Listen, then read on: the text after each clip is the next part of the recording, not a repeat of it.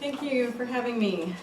In addition to the experience that Annette mentioned, I also work with a lot of nonprofits, both on the personal level and as an advisor.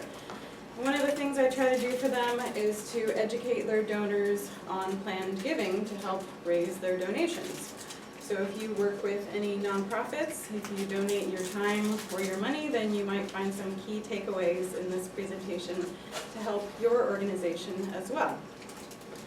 Today I'm going to introduce you to the topic of planned giving, and then I will go into the more specific instruments at a later date. So what is planned giving and who does it benefit? Planned giving or legacy giving, gift planning, can lead to more substantial, impactful donations for the nonprofit and can give the donor income tax or estate tax deductions. There are a number of ways to do this for the donor, both during their lifetime and at their death. But first of all, what is a charitable organization?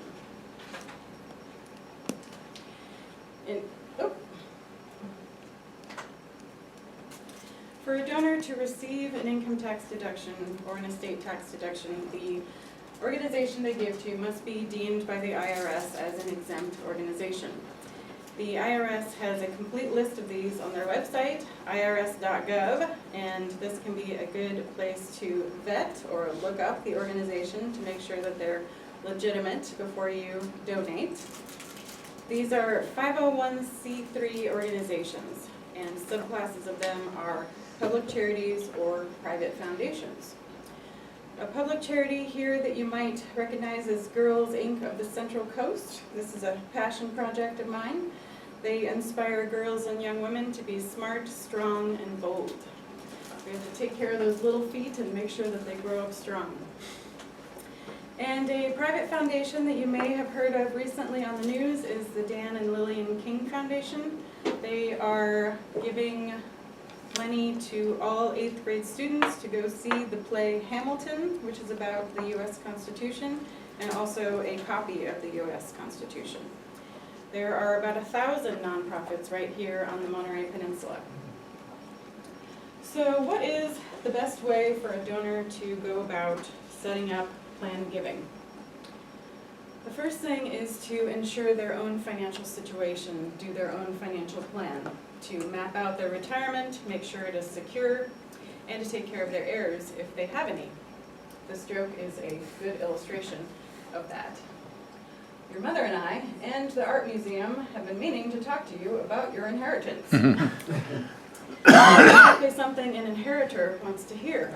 So setting up their own financial plan, making sure that everyone is on the same page with the giving will ensure a smooth transition, and it makes it a much more likely gift for the nonprofit and lessens the possibility of litigation by the heirs in the future.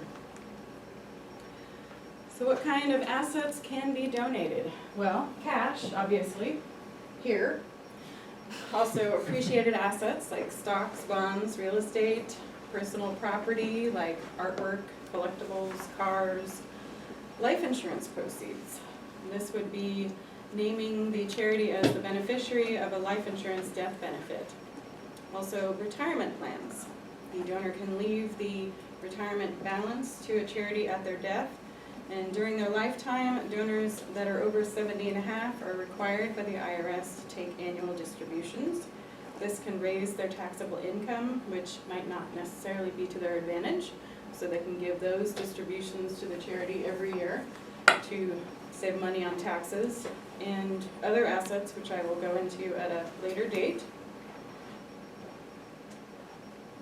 First, I'd like to give you a little bit of background on income taxes and estate taxes. A donor to a charity will receive an income tax deduction equal to the fair market value of the asset donated. However, they must itemize. And recent tax law changes have raised the standard deduction, which makes it less likely that people will itemize. So one strategy is to bunch the donations into 1 year instead of spreading them across multiple years. Bunch them into 1 year, itemize, and claim your deduction. this could be a good ritual to set forth every few years. And regarding estate taxes, there is currently an annual $15,000 exclusion per donor per donee. And this means that a donor can give $15,000 to as many people as they like each year without having to pay gift taxes and without having to even file a gift tax return. And it also does not count against their lifetime exemption amount. And recent tax laws have also raised the lifetime exemption amount to $11.4 million per person. What this means is that for those donors with larger estates, any amount over the $11.4 million is subject to a 40% federal estate tax. That's why planned giving can be a very important part of a donor's estate plan. So, this may be, eyes roll back in your head, boring material. However, when you think of it in terms of a donor actually saving money on taxes and the contributed dollars going to fund causes that you're passionate about, it makes it a lot more interesting, right? So please join me for part 2 when I start to get into the more specific plan giving instruments.